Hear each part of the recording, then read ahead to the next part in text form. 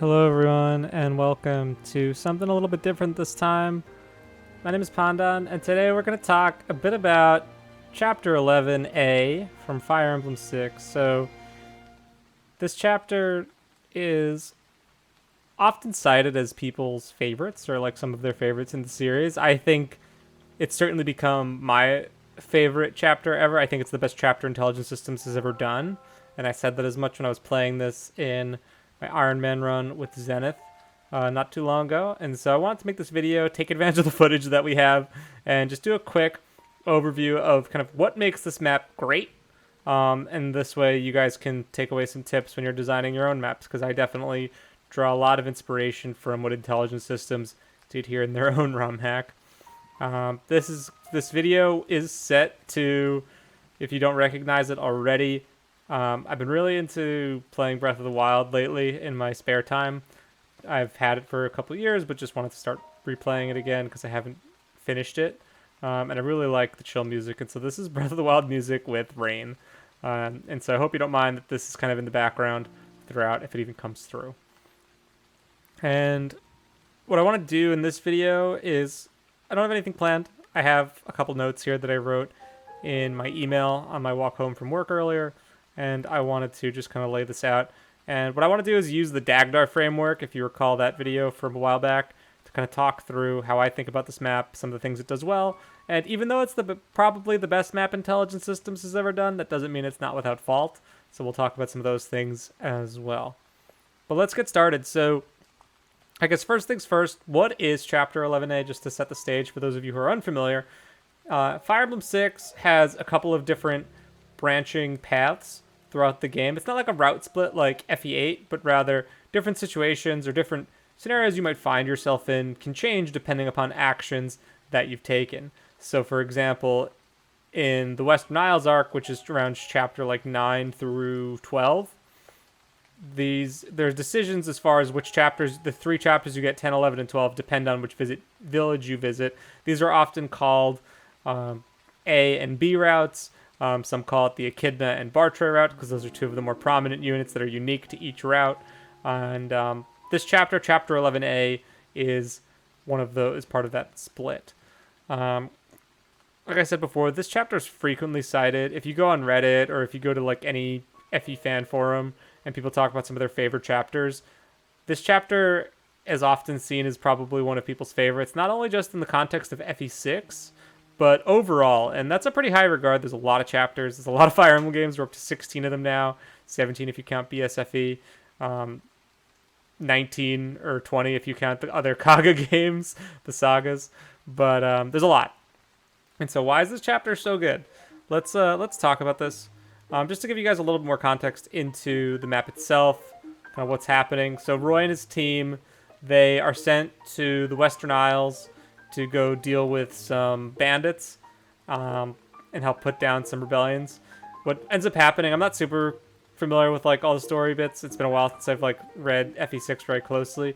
But basically, there's some distrust amongst the Etrurian government, and Roy and his team kind of figure out like, hey, something more is going on here between like what the Etrurians are doing in the Western Isles, and that's why they're kind of sent there to investigate, to kind of uncover this on their own. That's my interpretation, at least. So it's kind of this nuanced story bit. I mean, FE6's storytelling is definitely not the best in all of Fire Emblem, but it's easy enough to follow. Now, this chapter 11, it's still pretty early in the game. You can see on the screen, like I have a couple promoted units, not too many. We're like kind of just getting at that point. Most of your units are probably in that like level like 8 to 15-ish range, depending. You can see the enemies are like level 14 here. But we're just starting to promote our dudes. So let's actually talk about like what about this map. So the design of this map. First off, it uses the Western Isles tile set, which is only used in this one place. It does a great job of setting the scene. Gives a really good impression of setting. It's rustic. It's kind of far removed. It's foreign. The music that you hear is only heard in this part of the game. And it's a really popular theme that plays, one for player phase and one for enemy phase. So there's quite a lot of uniqueness about this. I think that's one of the things that helps make this chapter really stand out, is just the design is so distinct from really anything else. You never see this tile set or variants of this tile set used again in GBA Fire Emblem. They only exist in the 6 or 7 Western Isles chapters that exist, and you're only going to play through 4 of them when you're actually doing a run straight through. As far as just like what this map is, it's a Seas map like every map in FE6. I would say it does a really good job of deviating from the formula. And not just being like a straight shot to the finish. And just aesthetically, it's pleasing. It's a big town you're going to run through. So that's the design. I think the design is really crisp and clean. So it gets pretty good marks on me. It doesn't do anything that distracts the player in a negative way, I think is important. There's nothing about this map that looks weird. There's nothing about it that feels off. You're attacking this guy. He's holding a gate. You're rushing through the town. Like, the design, like, all just kind of makes sense. Now, shifting gears, let's talk about the second part of Dagdar. The first A, Anti-Turtle. So, this chapter does textbook Anti-Turtle, and it does it in such a way where there's a lot to appreciate, because it's not just one Anti-Turtle, and it's also not just an Anti-Turtle that you can deal with pretty early on in the map. Ooh, lot double miss, that hurts. It still hurts. It's not just something that you can deal with quickly. Like, a lot of maps, they'll have an anti-turtle incentive, but once you take care of that anti-turtle, then the map kind of slows down and you can take your time, and sometimes these anti-turtles can be resolved pretty quickly into the map, kind of making them less pertinent. This chapter, you've got quite a few things. One, for an anti-turtle incentive, you have bandits that get telegraphed that show up, I want to say, around like turn 7, 8, or 9. There's like a cluster of turns where like everything is happening. So you have bandits that pop out from the mountains on the right side that will attack the villages.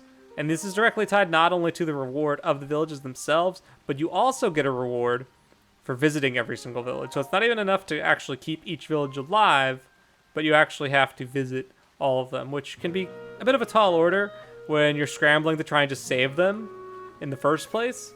And the other anti-turtle incentive that kind of adds the pressure is that there are also reinforcements that are kind of scary that come through if you take too long. So I think it's around like turn like 12 or 13 where this music's getting a little too loud for me. Hang on. Let's lower this just a little bit, as groovy as this is. So with regards to this other anti-turtle incentive that you have, yeah, like turn, I want to say, kind of later into the map, like turn 12, 15 or something like that, reinforcements from the top left where you start show up, and it's a bunch of calves, not too scary. But then around like turn 20, if you've been dallying for that long, and the bottom right of the map where Klein spawns from, there's a mini-boss that shows up who's a paladin, and he's kind of scary, and he shows up with a lot of reinforcements. Reinforcements are ambush spawns, and if you're still like kind of slugging along and visiting villages down low, you can really get screwed by him. When I played this map most recently, I beat the map before he got there, but I was definitely, Zenith and I were definitely playing pretty quickly. So, you know, it's something else to think about when you're playing this map, especially if you know what's going on, that these guys are going to appear and they're going to mess up your day if you're not careful. So it's a good incentive to move fastly and try and clear the map quickly. Now, on the flip side, and I just alluded to this a moment ago, you kind of have to know what's coming. Now, while IS does a nice job of telegraphing the bandits, and, you know, there's a conversation sometime in the middle of the map where the boss and the soldier are like, go tell the bandits to go mess up the villages. And that's a good warning that they're going to come out of the mountains, and the game tells you as much. The reinforcements from the southern part of the map aren't as clearly telegraphed. And so if you're just like taking your time or grinding at the arena or not really thinking too much, like after you've beaten everything and just gonna have the boss sitting around, you could totally get borked by it. And getting borked that late in the map can really stink. So just being careful about that is important. But if you're not familiar with the map or aren't looking at a guide and you're going in totally blind, it can be pretty punishing to the player. So generally speaking, I kind of knock some points for that. It's pretty, you have to be moving pretty slow to see that guy.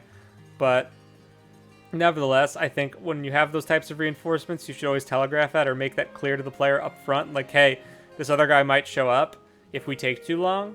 And just kind of keep it in the back of the player's mind that this is something that can happen if they are taking too long. Because otherwise, it kind of just feels like a sucker punch. Like, oh, I didn't know this was going to happen. This is a pretty big strategic shift in how I want to play, and now I'm screwed. So something to keep in mind when you're designing your own chapters that have these types of objectives, that you clearly articulate when the reinforcements are going to be coming, especially when they're tied to rewards or their ambush spawns, which you should avoid just in general. So overall, the anti-turtle piece in this map, really, really on point.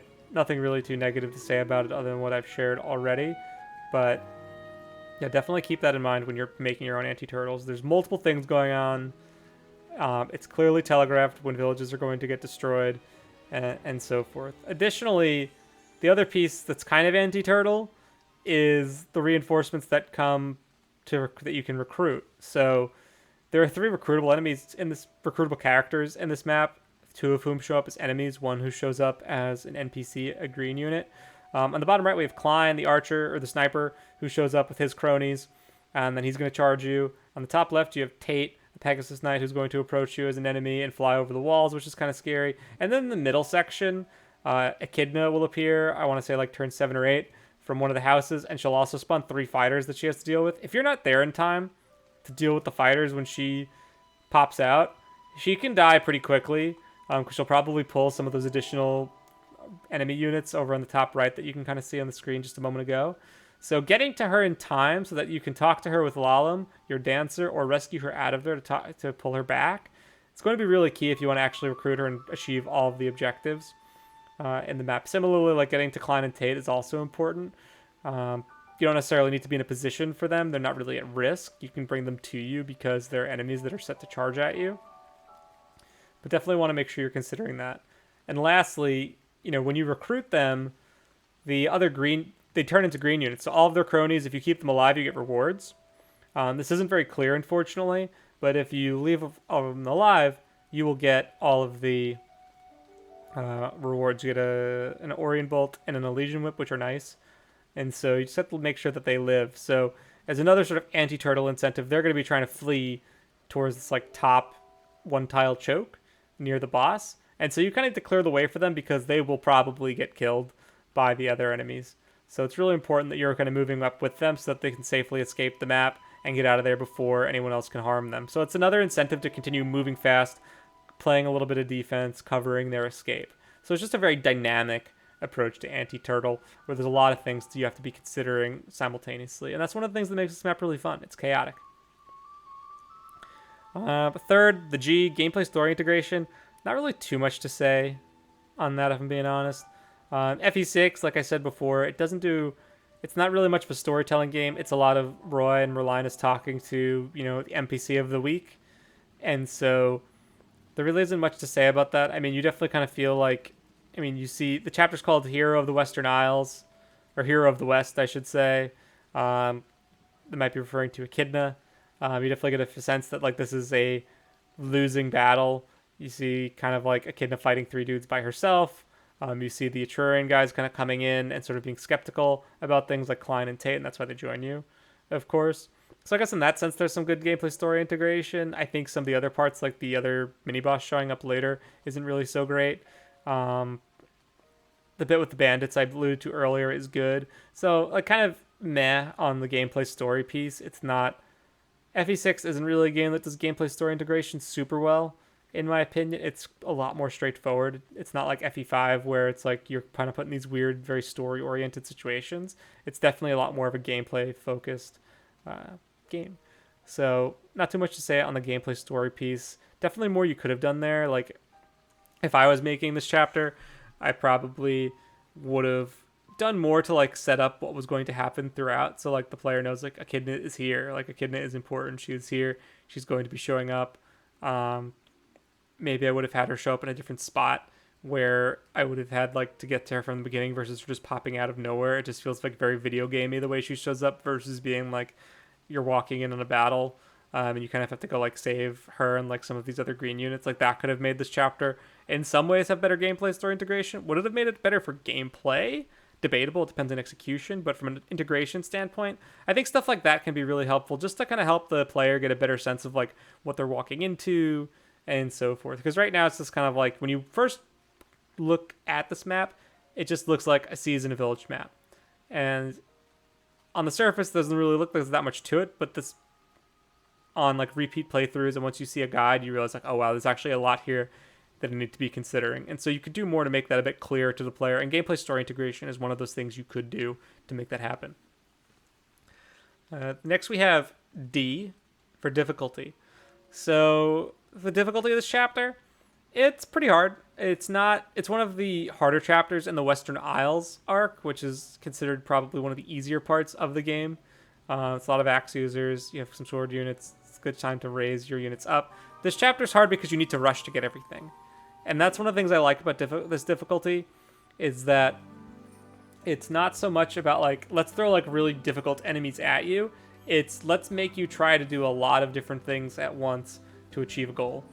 And so this chapter, like you could play this chapter slowly and like peel the enemies back one by one and bait and switch, and you might get some of the objectives, and probably not all of them. But you could still win the map pretty easily because the enemies themselves aren't that hard. But if you want to try and rush and get everything and get to everywhere you need to be in the time limit and avoid that mini boss, that's a different story altogether. So that's like a good way to do difficulty, right? Where it's like, if I'm just like, I want to take it slow, I'm, weak or whatever, I don't have great units, I've died a lot playing Iron Man. Having the ability to play slow and kind of cheapen the difficulty is fine, but I like that this game punishes you by not giving you the rewards. And like some of the rewards you get in this chapter are really good. You get 3 promo items, one of them being the hero quest, which is your second one, and you're going to definitely want to use that on someone on your army, probably a lot, if you know what you're doing when you're playing Fire Emblem 6, but nevertheless, a lot of good stuff you get from this chapter, and by trying to get all of it, it makes it harder, and that's like a really good way to like make difficulty work without making it just like overbearing for even like good players. Like the challenging part is like trying to do everything, not necessarily dealing with the map itself. So that's an important nuance when it comes to difficulty. Now, some of the difficulty is definitely RNG based. There's some shenanigans with how the AI for Klein and Tate and their units work, where sometimes the units will stay in place, and this can kind of throw off strategies when you have to go out of your way to go recruit them, or if the red units don't move and then they're in a weird position, and makes it harder for them to escape in time.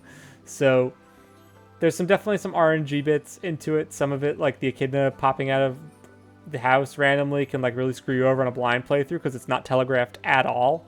Ambush spawns in general, just a bad way to do difficulty, and things happening on the enemy phase that you couldn't have predicted without trial and error. Just not a good way to do difficulty. This chapter is a little bit of it. It's not super egregious, and on repeat playthroughs, it's doable. It's just not really fair to the blind player, which is really how you should be thinking about your chapters when you're designing them, right? Like, assume it's the most amount of times that anyone's going to play your chapter is the first time, right? Every player is going to at least experience this once, and that time will probably be blind. Most ROM hacks will not have really extensive guides about what to expect, and so you want to make sure you're being fair to the player who's playing this for the first time. And this chapter doesn't really do that. It's definitely a chapter where you benefit a lot from having a guide by your side, which is not ideal. It's it still works because nothing about it is like inherently like unbalanced, and so like the numerics of it all kind of check out. But when you think about playing as a blind player, it's not really fair, and that's something you want to avoid. So a little bit on the difficulty there, but overall pretty solid difficulty wise. Then we have the second A, which is action. And this is around, like, is there something to do every turn? And I definitely think there is. Between, like, turns 5 to 8, you have something new to think about each time, whether it's Klein coming in, Echidna coming in, the bandits being spawned, or Tate coming in. All of these things are considerations that you need to think about as you're moving through the map. Additionally, there's enough enemies in the early turns that you have stuff to do leading up to that. You could see here, there's like this wall that you need to break. There are houses to visit. There's always something that needs to be done. I very rarely found myself having like too many of my units idle, except in situations where I need to like peel back or play defensively for whatever reason. So there's always something to be doing, which is great. And when you have chapters that have so many different side objectives and many rewards to get, you're inevitably going to have just a more action-packed turn, which is really exciting. Like, I felt like everyone, when I played this chapter with Zenith, everyone in this chapter contributed doing something, even if it was as little as like breaking a wall with a steel axe and fighting one enemy. or rescue dropping people, or getting some clutch crits. Like everyone had an opportunity to contribute and do something. Like I needed every single unit that I deployed, and it felt like just the right amount, which is really important on that front. So on the action front, keeping things coming throughout each turn, and giving the players something noteworthy or important to do each phase that they have. Every phase should matter. This chapter doesn't really start to fall apart until the end, and at that point it's like, well, it's like any other Fire Emblem chapter. It's just like you're bonking a boss at a gate. So keep that in mind as well. Like action should be like, if you can keep the player engaged for like the first, like, assuming your chapter takes like 12 to 15 turns if you're playing at like a steady pace, like if you can keep them engaged for like the first 90% of that, then you're going to be in pretty good shape when designing your own chapters. Everything kind of falls apart at the end again when there's not really much going on, or when you've kind of outlasted all of the traps that you've set for your player through like events and reinforcements and things like that. But how can you make each of those turns engaging, and especially the early turns, which are going to be the turns the players will keep playing the most often, especially if they reset or when they try maps again. And then lastly, we have the second R, which is replayability. And so I think this chapter comes at a point in the game where you have a lot of replayability just by virtue of how many different units you can use to take it on. Like normally I would use like a flyer to fly over the walls. You might want to split your army and take multiple approaches. There's this longer outer path to get to the village. There's that upper path to go closer to the boss with the breakable wall that you could take. There's definitely good replayability in this chapter, just on virtue of that alone. But then there's also replayability, and like there's so many different objectives, and it's hard to get all of them at once. It can kind of be like a fun challenge to try and like see, like, can I play this again and play it better and get all of the rewards? When your chapters are really straightforward and there's only one true objective, once you achieve that, there's really not much incentive to go back. Like think of like, really obvious example is like, how much fun is it to play the FE8 prologue where you have Erica and Seth and there's 3 enemies and your objective is to defeat the boss. There's really like not much room for trying new things out each time, and it kind of becomes a snooze to play after you've done it once. This chapter, I think, always offers something new. There's always something different that could impact your strategy because there's so many moving parts, and that helps create a great deal of replayability. In addition, because this chapter is kind of during this like sweet spot of like the early mid game where your units are like just starting to come into their own, the units that you have and the units that you use are going to play a really big role in determining how the map plays out. Like, I mean, look at who we use, like Glot and Geese and Trek and like these kind of like less popular units. We didn't have anyone dedicated to healing besides Lou at this point, so we kind of just like went with a more offensive oriented strategy here. And that kind of helped with making this feel very different than previous times I played the chapter. I mean, that's part of the beauty of Iron Man 1, but also I think a big part of it is around like the merit of the chapter. It's like it's fun to replay and it's fun to go back to because there's so many different ways that you can approach it, and having yourself in a different situation than what the game may offer you makes it more interesting.